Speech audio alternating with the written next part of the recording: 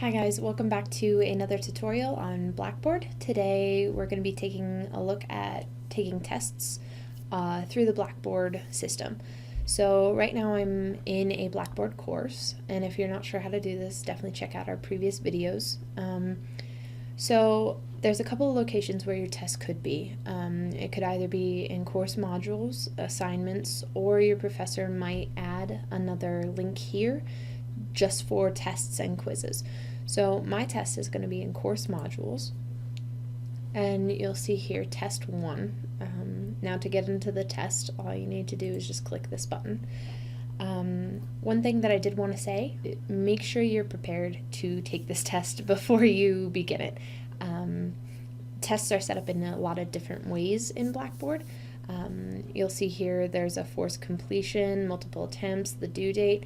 So this test, for demonstration purposes, basically you're allowed to take it multiple times, and you can save it and come back to it. However, a lot of professors don't allow that. They'll want you to take it in one sitting and in one attempt. So if you're not sure about some of the information, make sure you study for it. And then also give yourself enough time to take the test. Let's say it's a 60 question quiz. Now, our general rule is to allow you time and a half. So for each question, you'll want to give yourself at least a minute, but we prefer if you give yourselves a minute and a half. So if it's a 60 question test, you're gonna probably need around an hour and a half. Now, you might not take that long to complete it, but you just need to schedule that time so you have the full amount of time that you need to take your test. That helps if you need to look through your notes, or if it's a math test, then that definitely helps with all the calculations and stuff involved. So make sure that you're not trying to complete a 60 question quiz in 10 minutes before it's due. So once you know that you're studied up and you feel confident in taking the test, all you'll need to do is click begin. Now, you probably won't see this if it's your first time taking it, but if your professor allows you to take multiple attempts, you can see this basically navigation menu. So you can go back to the course, view all of your attempts, or start a new submission. I'm going to start a new submission, but if you want to use that, you can. So here we'll see test information. There's a description and instructions. So the description should be like, oh, this is a math test, or basically an overview of what the test is on. Then the instructions will be for anything that your teacher might need you to know. So like if she or he has attached a rubric or something important to the test. And then you can see that you get multiple attempts on this one, and that it can be saved and resumed later. This might also read that the test only allows one attempt, and it has to be saved and submitted in one sitting. So then there's this question completion status bar, and this is really helpful for me. It shows you all the questions, and then it'll also mark which questions you've completed and which questions you haven't completed yet. So since I haven't submitted any work, all of these are white, but you'll see on the next page that I show you that it'll mark it. So this is an example of a short answer, or maybe even an essay question. If it's an essay question, your teacher will more than likely submit or attach a rubric for it, so you know exactly what you should be writing about.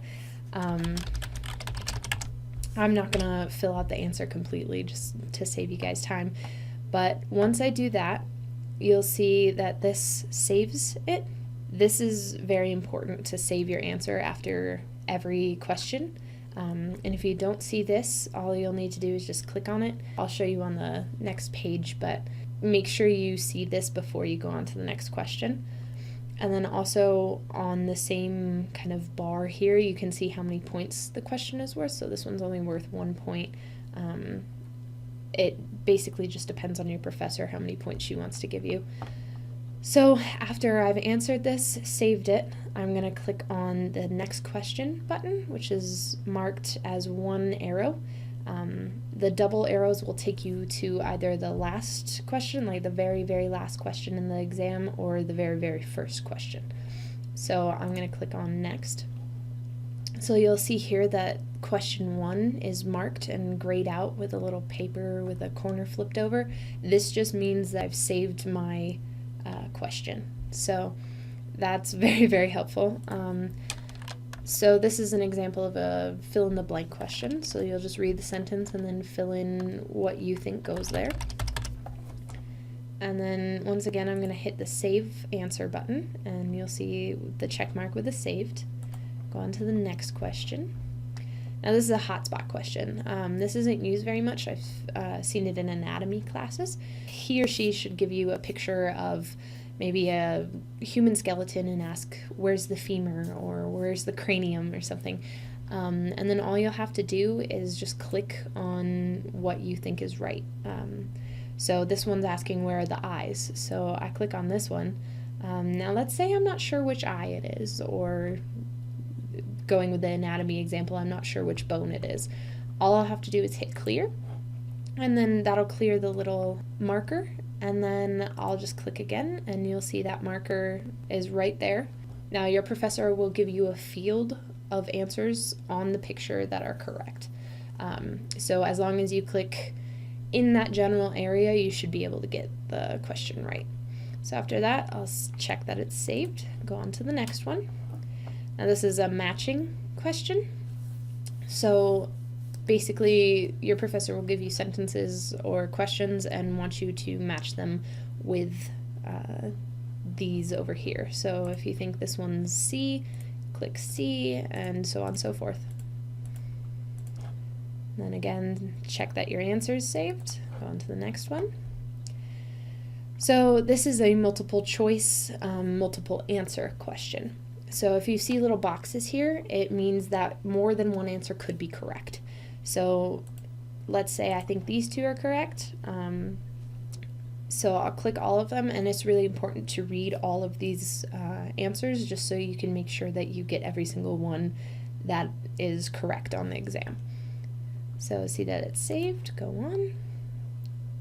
So this is math and also a multiple choice answer. So in the last one, we'll go back here, you'll see that these are basically check boxes. And then in this one, they're circles.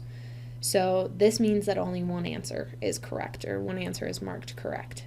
So after I click the answer I think is right, hit save, go on. So this is a ranking question. It's pretty self-explanatory, and your professors should make the instructions very clear. All you'll have to do is rate them 1 through 4 on the scale that your professor gives you. I'll just throw in a couple of answers here. Hit save, continue.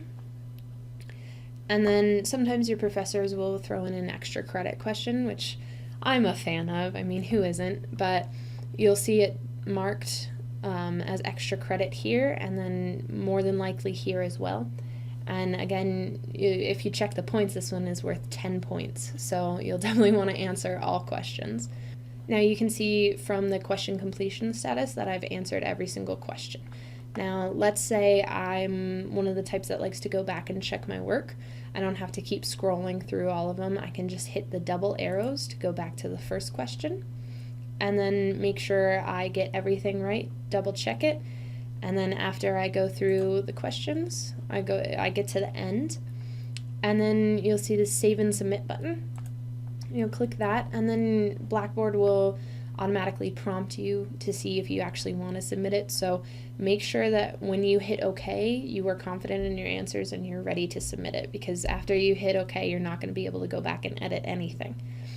So once you're sure, click OK, and it'll take you to a page that looks like this.